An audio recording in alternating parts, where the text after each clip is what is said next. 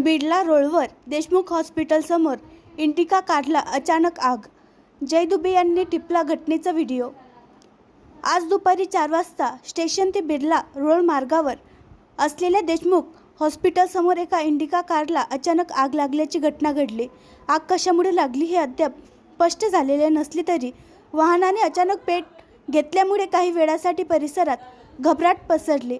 घटनेच्या वेळी कार उभी होती आणि अचानक कारच्या इंजिन भागातून दूर व आगीचे लोट उठू लागले होते। काही क्षणातच संपूर्ण कार आगीत कव्हर झाली।